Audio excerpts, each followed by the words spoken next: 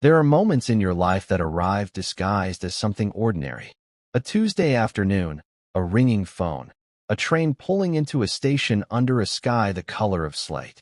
They were the camouflage of the mundane, and it is only in retrospect, when you trace the fault lines of your own history, that you see them for what they were, the hinges upon which your entire world swung open or shut. For me, that hinge was the squeal of brakes on steel, the hydraulic sigh of a train door, and the sight of the one person I had crossed 3 states to forget, standing on the platform as if he had been waiting there his whole life.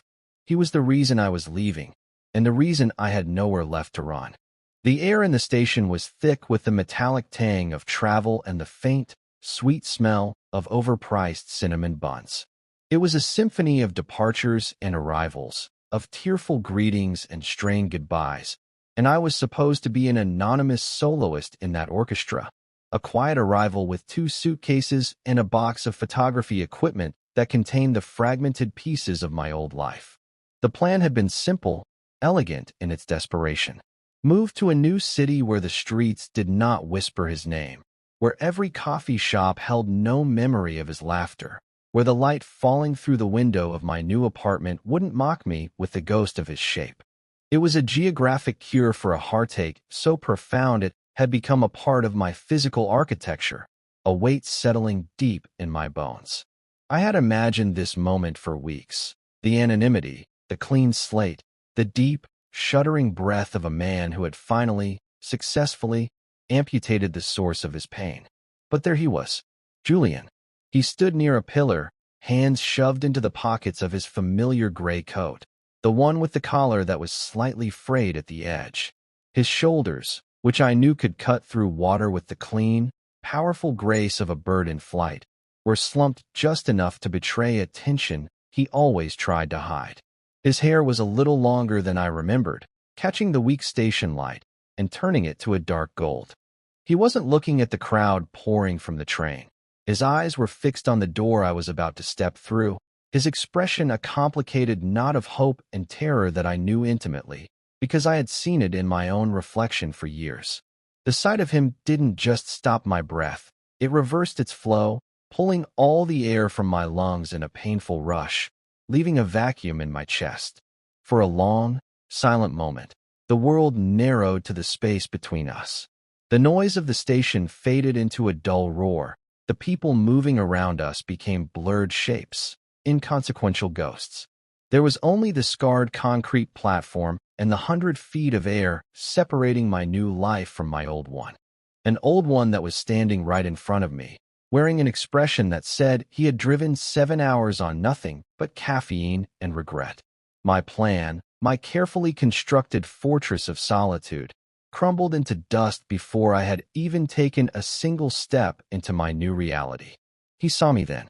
His eyes, the color of moss after a rainstorm, locked onto mine, and in their depths, I saw the entire history of us, the shared victories, the quiet confessions, the unspoken longing, and the terrible, beautiful mistake that had finally broken me. He took a hesitant step forward, a silent question, and I, the man who had packed his life into boxes to escape that very question, could do nothing but stand there, frozen on the threshold, a ghost haunted by a living man. To understand why the sight of Julian on that platform felt like a physical blow, you have to understand the geography of our friendship. It was a landscape carved out over years, shaped by the monotonous, grueling rhythm of our lives as collegiate swimmers. We met on the first day of freshman practice, 2 18-year-olds reeking of chlorine and nervous ambition. He was the star recruit, the one with the easy, blinding smile and a record that preceded him. I was the quiet one, the distant swimmer who specialized in the lonely, meditative pain of the mile-long race, more comfortable in the muted world beneath the water's surface than on the loud, chaotic pool deck.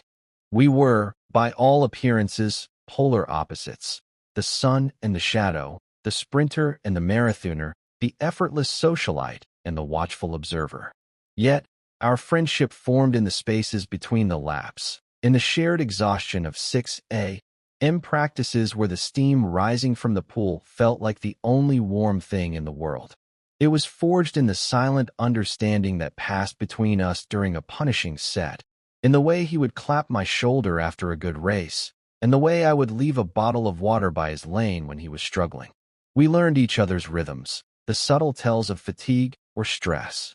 I knew the way his left shoulder tensed up before a major meet, and he knew that my silence wasn't anger, but focus. We were parts of the same machine, pushing our bodies to their absolute limits in the chlorinated crucible of competitive sports.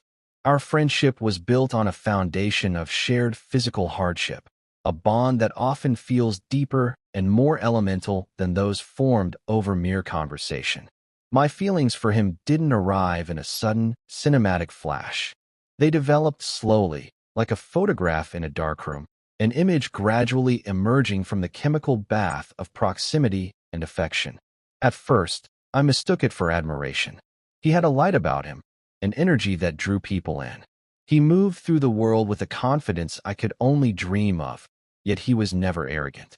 He was kind, genuinely and deeply kind, with a goofy laugh that could disarm anyone. I loved watching him, studying him. As a photographer, even then, I was drawn to the way the harsh fluorescent lights of the natatorium caught the curve of his neck or the spray of water from his hair. I told myself it was an artist's appreciation for form, for aesthetics. But then there were moments. Small, insignificant moments that lodged themselves in my memory. Once, after a devastatingly close loss at a championship meet, I found him sitting alone in the locker room, long after everyone else had left. The golden boy persona was gone, replaced by a vulnerability so raw it was difficult to look at. He wasn't crying, just staring at his hands, the hands that had missed the wall by 1/100th of a second. I sat down next to him on the hard bench, and we didn't speak for nearly an hour. In that shared, heavy silence, I felt something shift inside me. It was a protective urge, a desire to absorb his pain, to somehow shield him from the world's disappointments. It was a feeling that felt too large, too potent, for simple friendship. It was the first time I recognized the ache in my chest for what it was, a quiet, hopeless, and utterly consuming love. I buried it, of course. I buried it deep. He was my best friend, my teammate, the anchor of my social and emotional life in a world that often felt overwhelming. And he was, for all intents and purposes, straight. He dated a string of bright, cheerful girls, most notably Sarah, a soccer player with a laugh as loud and infectious as his. I became an expert at compartmentalization, building a room inside myself where my feelings for Julian lived, a room I kept locked and soundproofed. I was the supportive friend, the good listener, the one who offered advice on relationships I secretly wished he was having with me. It was a unique form of self-torture, smiling and nodding while he talked about Sarah, my heart feeling like a stone in my stomach. But the friendship was too precious to risk. The thought of his absence from my life was a void so terrifying that my own secret unhappiness seemed a small price to pay to avoid it. So I settled into my role, the quiet observer, capturing life from behind a lens, always on the periphery, never the subject. I learned to live with the constant, low-grade hum of my own yearning, a background noise to the soundtrack of our lives. For 4 years, this was our equilibrium, a delicate, precarious balance that I policed with relentless vigilance. We graduated, and the structure of our swimming careers dissolved, but the friendship remained. We moved into a 2-bedroom apartment in the city where he'd gotten a demanding job as a software engineer, and I was trying to make a go of it as a freelance photographer. The context changed, but the dynamic did not. He was still the sun, and I was still the one orbiting him, content with the warmth but careful not to get too close, lest I burn. The locked room inside me remained sealed. I believed it would stay that way forever. I had become so accustomed to the ache that I had mistaken it for a permanent part of my anatomy. The shift began on a rainy Tuesday in October. The change didn't announce itself with a trumpet blast. It arrived with the quiet vibration of my phone on the coffee table. It was Julian. His name on the screen was so commonplace it was almost invisible, but the time of day was wrong. He was supposed to be in a meeting, one he'd been dreading for weeks. I answered, expecting a complaint about his boss or a question about what was for dinner. Instead, there was silence, punctuated by a ragged, unsteady breath. I could hear the city traffic in the background, muffled and distant, which meant he was outside, standing in the cold drizzle. "Jules?" I asked, my own voice tight with a sudden, inexplicable anxiety. "Everything okay?" Another beat of silence. Then his voice, so small and broken it was almost unrecognizable. "She's gone, Leo. She packed her stuff. She's gone." It was Sarah. They had been together for almost 3 years, the last year of which they had lived together in their own place across town. Their relationship had been, from my vantage point, the model of stability. They were the couple everyone expected to get married. Hearing the utter devastation in his voice, the raw shock, sent a jolt through me. It was a complex and shameful mixture of emotions, a deep, immediate sympathy for my friend's pain, and a tiny, monstrous flicker of something else, something I quickly extinguished. I told him to stay where he was, that I was coming to get him. I found him on a park bench not far from his, now formerly there, apartment. He was soaked through, his hair plastered to his forehead, staring blankly at the wet pavement as if it held the answers to the universe. He didn't even seem to notice the rain. He looked like a ship that had been wrecked, washed ashore in a place he didn't recognize. I didn't say much. I just put my arm around his shoulders, pulled him to his feet, and led him to my car. The drive back to our old apartment, my apartment, was silent. He just stared out the window, his reflection a ghostly double against the rain-streaked glass. That night was the first time the established boundaries of our friendship began to dissolve. He was a wreck, incapable of being alone. He followed me from room to room like a lost child, his usual vibrant energy completely extinguished, leaving a hollowed-out shell in its place. He talked in disjointed fragments, trying to piece together where it had all gone wrong, blaming himself for working too much, for not being present, for taking her for granted. I just listened, making him tea he didn't drink and soup he didn't eat. I watched the confident, self-assured man I knew crumble into someone I didn't recognize, and the protective instinct I'd felt all those years ago in the locker room roared back to life, fierce and overwhelming.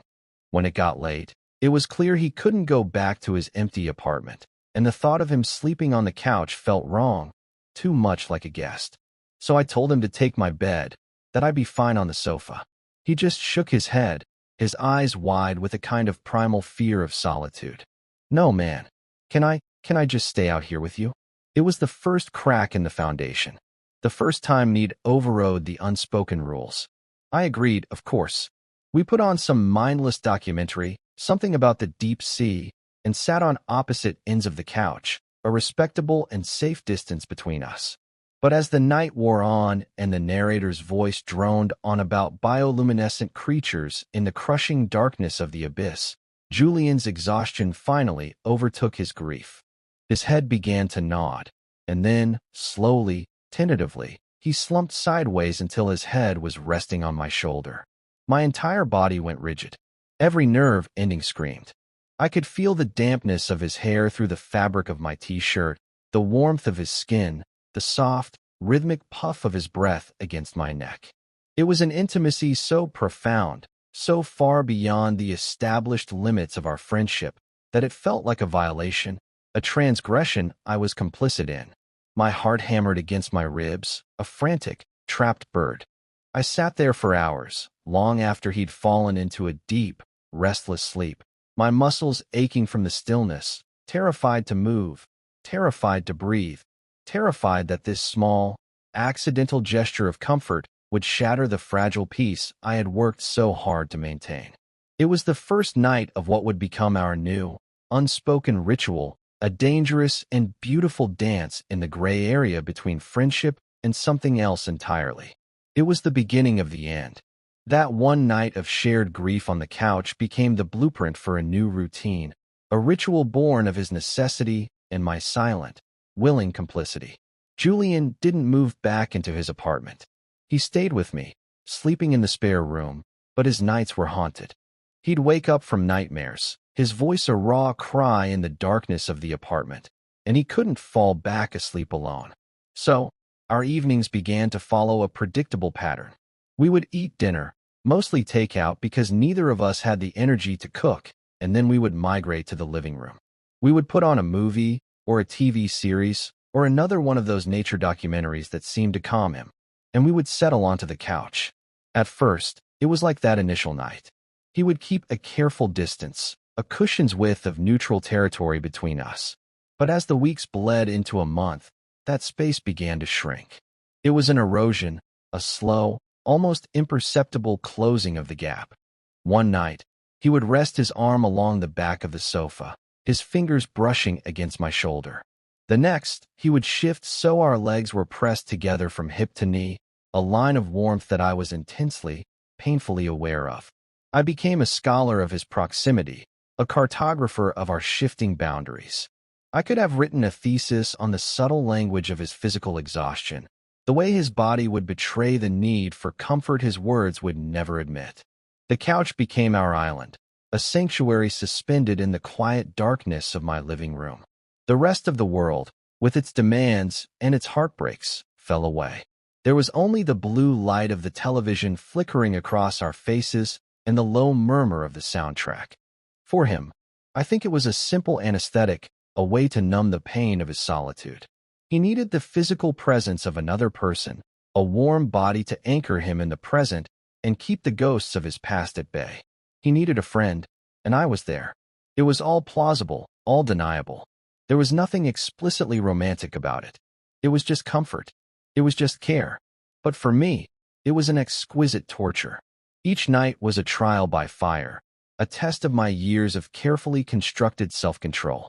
To have him so close, to feel the weight of him leaning against me, to smell the faint, clean scent of his shampoo. It was everything I had ever secretly wanted, delivered under the guise of platonic support. My mind was a battlefield. One part of me, the logical, self-protective part, screamed warnings. It told me I was misinterpreting everything, that I was projecting my own desires onto his grief, that this was temporary and would end the moment he started to heal, leaving me more broken than before. It urged me to create distance, to suggest he see a therapist, to gently push him back toward his own life. But the other part of me, the part that had been starved for a decade, was greedy and reckless. It savored every accidental touch, every shared silence. It memorized the pattern of his breathing as he drifted off to sleep, his head eventually finding its now familiar place in the crook of my neck and shoulder. I would sit in the dark, my arm going numb under his weight, my heart doing a slow, painful tango in my chest, and I would just exist in the moment. I would allow myself the fantasy that this wasn't about his heartbreak, but about us. That this quiet, domestic intimacy was real, a nascent truth finally coming to the surface. It was a dangerous game, letting that hope take root, but I was too weak to stop it. The ritual escalated. One night, he was particularly restless, tossing and turning in his sleep on the couch.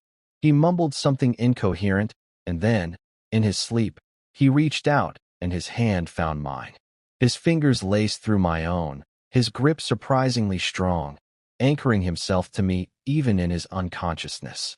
I remember staring at our joined hands, illuminated by the shifting light from the screen. His hand was larger than mine, warmer, the knuckles scarred from a dozen minor athletic injuries over the years. It was the most natural and the most terrifying thing I had ever experienced. I didn't pull away. I couldn't. I just sat there, my pulse a frantic drum against his skin, until the sun began to filter through the blinds, casting long, dusty stripes across the floor. I lived a double life. During the day, I was functional Leo, the photographer, the friend. I'd go on shoots, edit photos, run errands, and talk to Julian about his work, about his gradual, painful process of disentangling his life from Sarah's. We were normal. We were friends. But as evening approached, a quiet tension would begin to build in me. The couch would sit in the corner of the living room, an ordinary piece of furniture that, to me, had become a sacred, charged space, an altar where I sacrificed my peace of mind night after night. I became hyper-aware of him, of his moods, his silences. I was looking for signs, for any indication that this meant something more to him, too. A lingering glance, a softer tone of voice, anything. But Julian remained unreadable. He was wrapped in his own cocoon of grief, and our nightly ritual seemed to be nothing more than a part of his healing process. He would thank me sometimes, in the morning, with a brief, almost shy gratitude. "Thanks for, last night," he'd say, before retreating behind the wall of his own thoughts. There was never any acknowledgement of the increasing intimacy, of the lines we were blurring. It existed only in the dark, in the unspoken agreement that when the lights went out, the rules of the world no longer applied. I was living in the margins of his life, in the parentheses, existing in a state of suspended hope and perpetual anxiety.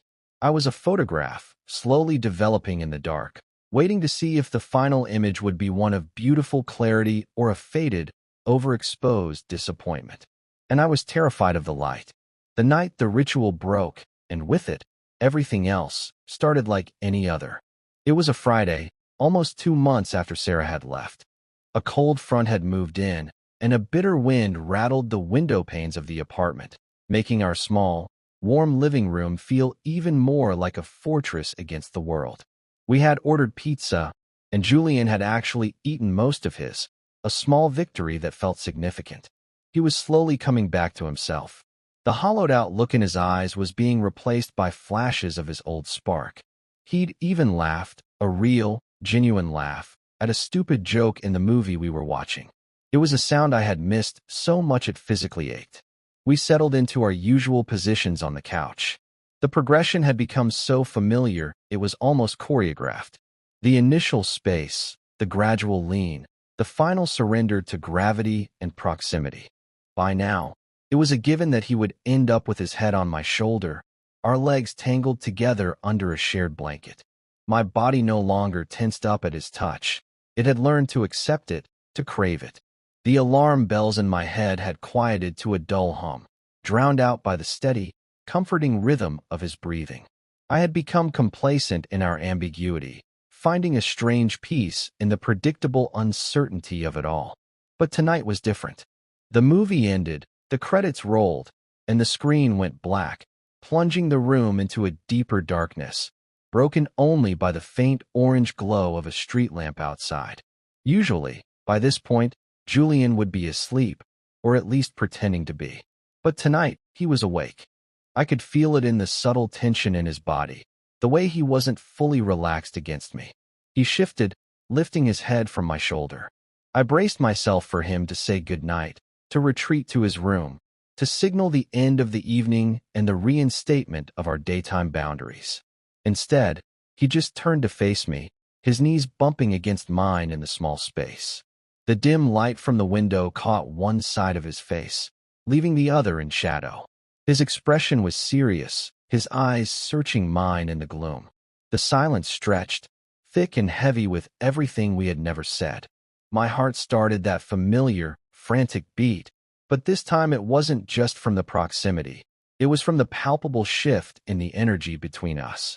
This was not part of the ritual. This was something new. "Leo," he said, his voice a low whisper, as if he were afraid of breaking a fragile spell. "Yeah." I managed to get out, my own voice sounding hoarse. He hesitated, his gaze dropping to my mouth for a fraction of a second before returning to my eyes. It was a glance so fleeting I might have imagined it, but it sent a shockwave through my entire system. He swallowed, the sound loud in the quiet room. "Can I ask you something stupid?" Every rational thought in my head evaporated. The warnings, the fears, the carefully constructed walls I had built around my heart, they all dissolved into nothing. There was only the space between us, charged and electric, and the look in his eyes, a look that was no longer just about grief or a need for comfort. It was something else. It was vulnerability. It was a question. I could only nod, my throat too tight to form words. He took a slow, deliberate breath, as if steeling himself. He didn't break eye contact. The world seemed to have stopped spinning. There was only this moment, this couch, this question hanging in the air. "Would it be okay?" he started, his voice barely audible, laced with a tremor of uncertainty that I had never heard from him before. Would it be okay if I kissed you? It was not a demand. It was not a confident move. It was a plea. It was permission being placed entirely in my hands. He was giving me the power, the choice to maintain the boundary or to shatter it completely. In that moment, I saw the terror in his eyes mirror my own. He was just as lost as I was, just as scared of the answer. All the years of silent longing, of hopeless pining, of resigned friendship, coalesced into this single, terrifying, beautiful point. I had a choice. I could have said no. I could have laughed it off, pretended it was a weird joke, and preserved the safety of our friendship, the comfortable, painful stasis I had lived in for so long. But looking at him, at his raw, open expression, at the friend who had sought refuge in my arms night after night, I knew I couldn't. I was tired of the silence. I was tired of the locked room inside myself. So I leaned forward, closing the last few inches between us, and answered his question without a word. The kiss was not passionate or demanding. It was hesitant, soft, and profoundly gentle. It was a discovery, a mapping of new territory. It was the taste of salt and uncertainty in a decade of unspoken words. It was the quietest, most earth-shattering moment of my life. It was a confession, offered and accepted in the dark. And as it ended, and we rested our foreheads together, his breath warm against my lips, I had the terrifying, exhilarating thought that nothing would ever be the same again. We had crossed the line. The morning after was a study in silence and avoidance. Sunlight, which had always felt so hopeful, now seemed harsh and interrogating, exposing the delicate, nocturnal thing that had happened between us to the stark reality of day. I woke up on the couch alone, a crumpled blanket my only companion. The apartment was quiet, but it was a different kind of quiet than the peaceful stillness I was used to. This was a taut, anxious silence, heavy with the weight of the unspoken. I found Julian in the kitchen, already dressed, staring into a coffee mug as if it held the secrets to cold fusion. He didn't look at me when I walked in. "Hey," I said, my voice unnaturally casual. "Morning," he mumbled into his coffee. He took a quick sip, then placed the mug in the sink with a clatter that made me jump. "I've got to run. Early start on a project. Big deadline." His words were clipped, efficient. He was already halfway to the door, grabbing his coat, avoiding my eyes as if they were a physical threat. There was no mention of the kiss. No acknowledgement of the seismic shift that had occurred just hours before. It was as if he had woken up and decided to pretend it was all a dream, a strange aberration brought on by grief and proximity. He was gone before I could formulate a single sentence, the click of the front door echoing in the silent apartment like a gunshot. I was left standing in the kitchen, my heart a cold, heavy stone in my chest. The fear I had kept at bay for so long came rushing back in a tidal wave. I had been a fool. It meant nothing to him. It was a mistake, a moment of confused vulnerability, and now the cold light of day had brought with it shame and regret. I had let myself believe, for one brief, intoxicating moment, that my secret love was not unrequited. And the universe, it seemed, was punishing me for my audacity. The days that followed were a slow, agonizing descent into a new kind of hell. The ritual was broken. Julian stopped coming home after work. He'd send a brief, impersonal text, "Gonna crash at my place tonight. Need to sort through some stuff." Or, "Grabbing dinner with the team. We'll be late." He was building walls, brick by painful brick, between us. The couch sat empty, a monument to my own foolishness. The easy camaraderie we had shared, the foundation of our entire relationship, was gone, replaced by a stilted, awkward politeness whenever we did cross paths. He was treating me like a stranger, like a regrettable one-night stand, and the whiplash was making me physically ill. I replayed the kiss over and over in my mind, analyzing it like a photograph, zooming in on every detail, trying to find the flaw, the clue I had missed. Had I imagined the vulnerability in his eyes? Had I misinterpreted his tentative question? My internal monologue was a relentless loop of self-recrimination. I had ruined it. I had ruined everything. Our friendship, the one thing I had treasured above all else, the thing I had sacrificed my own happiness to protect, was now a casualty of my own hope. The pain of his absence was 1,000 times worse than the dull ache of his unknowing. This was a sharp, specific agony, a grief for something I had briefly tasted and immediately lost. After a week of this Cold War, I knew I couldn't survive in that apartment anymore. Every corner of it was haunted by him, by us, by what we had been and what we had almost become. It was around this time that a job offer I'd half-heartedly applied for months ago came through. A staff photographer position at a well-regarded magazine in a city 3 states away. Before, the thought of leaving, of putting that much distance between myself and Julian, had been unthinkable. Now it felt like a lifeline. It was a chance to escape the wreckage, to go somewhere he couldn't follow, to finally perform the amputation I should have done years ago. I accepted the job without a second thought. Telling him was one of the hardest things I've ever had to do. I found him in his room, packing a box of books. The irony was not lost on me. He was finally, officially, moving back to his own apartment. He was healing. He was moving on. And I was being left behind. "I'm moving," I said, my voice flat. I stood in his doorway, unable to cross the threshold. He looked up from his box, his expression unreadable. "Oh yeah? Back to your parents for a bit?" "No," I said, the word coming out sharper than I intended. "To a new city. I got a job. I leave in 2 weeks." Something flickered in his eyes then. Surprise. And something else. Something that looked like panic. He slowly straightened up, wiping his dusty hands on his jeans. "Wow. That's sudden. That's great, man. Congratulations." His voice was hollow, the words automated and meaningless. And that's when I broke. The dam of my self-control, worn down by weeks of pain and confusion, finally burst. "Is that all you have to say, Julian?" My voice cracked. "After everything?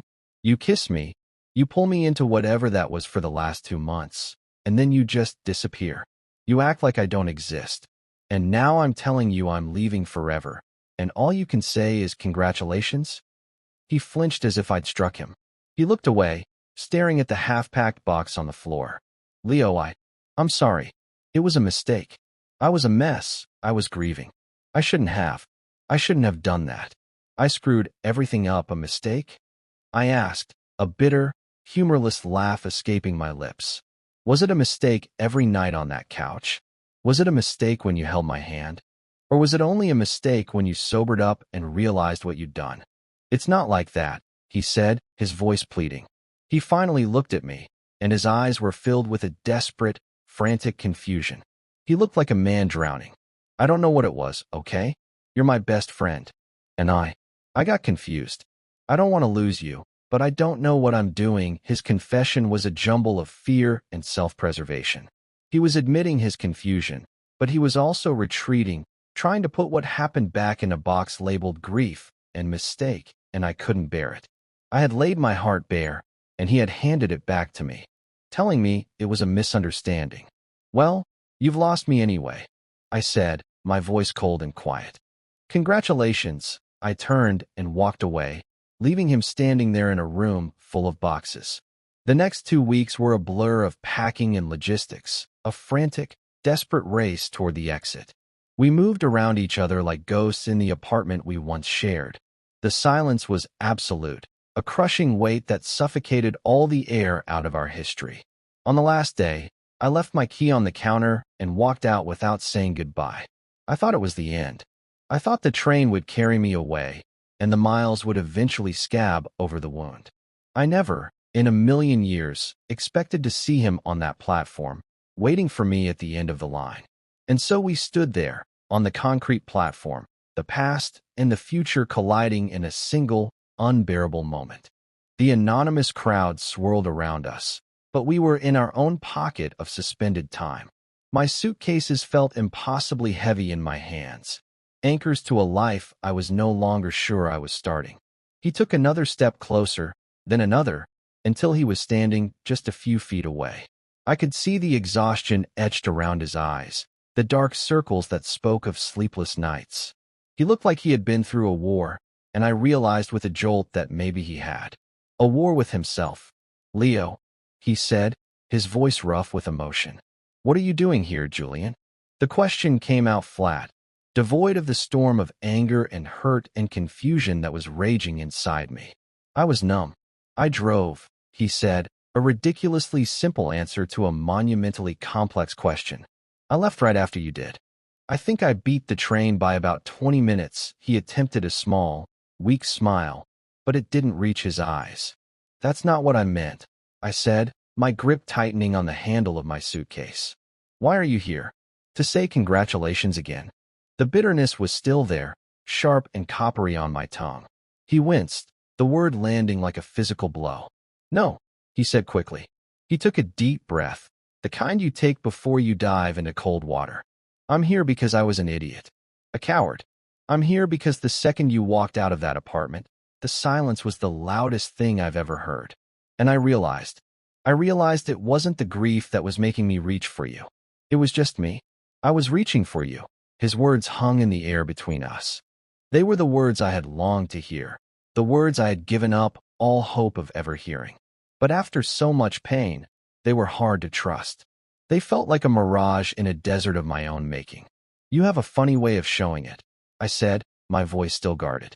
Ignoring me, calling it a mistake, letting me leave without a word. I know, he said, and his voice finally broke. A tear traced a path through the travel grime on his cheek. I know, Leo. I was scared.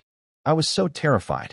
Everything I thought I knew about myself, about my life, it shattered. And you were in the middle of it all, and I didn't know what it meant. Kissing you felt right. It felt more real than anything I'd felt with Sarah in a year. And that scared the hell out of me. So I ran. I pushed you away because I was terrified of what it would mean if I let you get closer. It was the stupidest, most self-destructive thing I have ever done. He took the final step, closing the distance between us. He reached out, his hand hesitating for a moment before he gently took the handle of the suitcase from my grasp, setting it on the ground. His fingers brushed against mine, and a jolt, faint but unmistakable, passed between us. I spent the last 2 weeks in that empty apartment, he continued, his eyes locked on mine, pleading with me to understand. And all I could think about was how empty it was without you. Not just the couch. Everything. The kitchen in the morning. The sound of your camera clicking. The stupid way you organize the books. It's all just wrong without you there. I'm not confused anymore, Leo. I was just too stupid to see what was right in front of me the whole time. You weren't a substitute for her. You were the person I should have been with all along. He was laying it all bare. The fear, the confusion, the slow, dawning realization. It wasn't a neat, tidy love declaration from a movie. It was messy and painful and real. It was the truth. I could see it in the raw vulnerability on his face, in the slight tremor of his hand as it still rested near mine. He had driven 7 hours not to stop me, but to follow me, to prove that wherever I was going, he wanted to be there too. The anger and hurt that had been my constant companions for weeks began to recede, replaced by a fragile, tentative hope. It felt like the first thaw after a long, brutal winter. I looked at this man, my best friend, the source of my greatest joy and my deepest sorrow, and I saw not the golden boy, not the unknowing initiator, but just Julian. A man who was just as scared and flawed and human as I was. A man who had finally figured out what he wanted and had crossed 3 states to tell me. My new apartment is a 20-minute drive from here, I said, my voice quiet. I haven't even seen it yet. A slow, watery smile spread across his face, a genuine one this time. It was like the sun breaking through the clouds. Okay, he whispered. Let's go see it. He picked up one of my suitcases, and I picked up the other. And together, we walked out of the station, leaving the ghosts of our past behind us on the platform, and stepping out into the uncertain, hopeful light of a new city. We were not starting over. We were finally, after all this time, just starting. The drive to my new apartment was quiet, but it was a different silence from the one that had poisoned our last weeks together.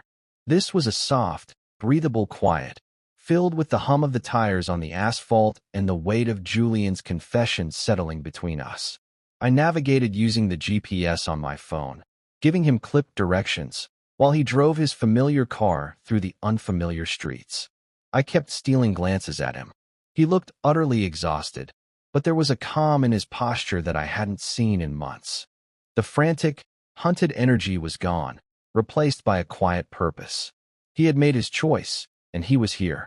The finality of it was both terrifying and profoundly comforting.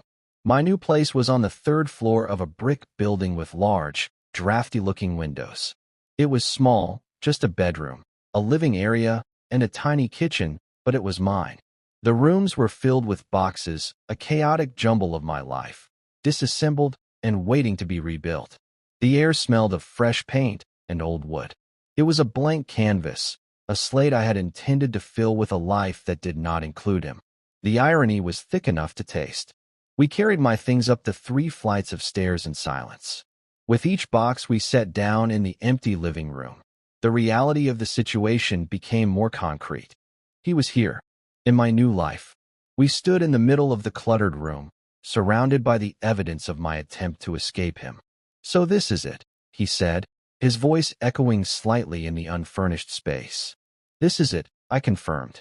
He walked over to the large window that overlooked the street, a canopy of autumn leaves from a maple tree brushing against the glass. He rested his hand on the window frame, looking out at the city I had chosen to be my refuge from him. "I meant what I said, Leo," he said, his back still to me. "At the station." "All of it, I know," I said. I walked to stand beside him, our shoulders almost touching.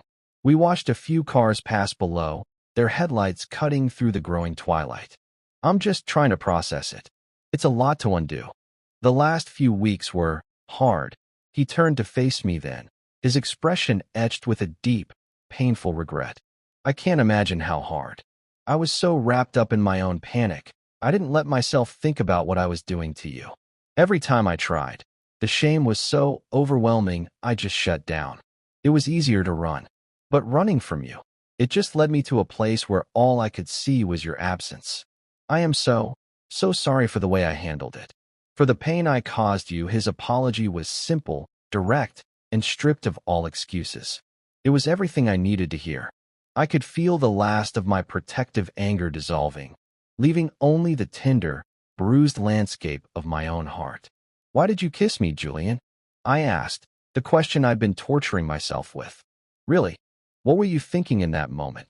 He looked down at his hands for a moment, gathering his thoughts. "Honestly, I wasn't thinking. Not in the way I usually do, with lists and pros and cons.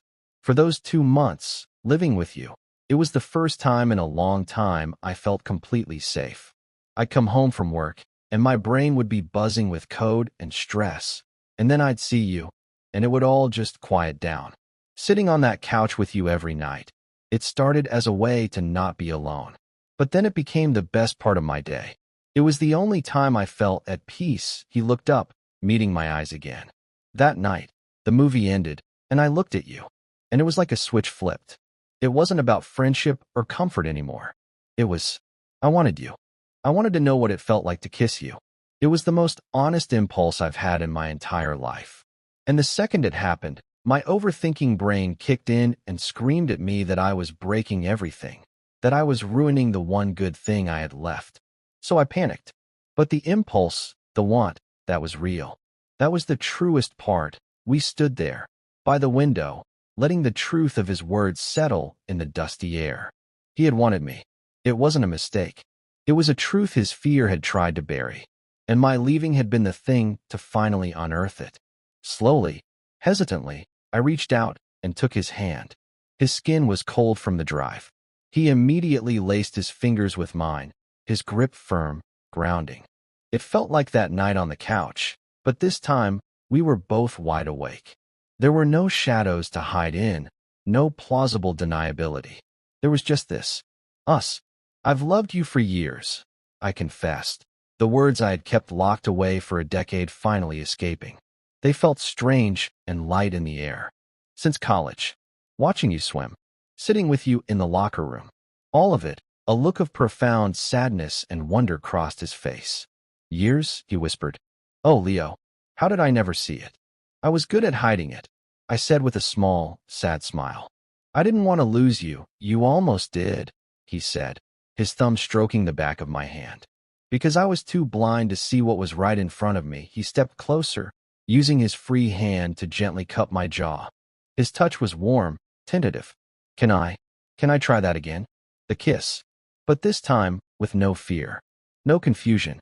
Just this, I nodded, my throat tight. And he leaned in and kissed me. It was different from the first time. The desperation was gone, the uncertainty replaced with a quiet, confident tenderness. It was a kiss that felt like a promise. A homecoming. It was the end of a long, painful chapter and the beginning of a new one we would write together. We didn't magically solve everything in that moment. There was still so much to navigate, so much to learn about this new version of us. But as we stood there in my empty new apartment, with boxes of a life I'd planned to live alone surrounding us, it felt, for the first time, like a foundation. We began to heal in the beautiful, honest silence we had finally learned how to create together. He had been the reason I ran, but he had also been my destination all along. And I knew, with a certainty that settled deep in my bones, that I was finally, truly, home.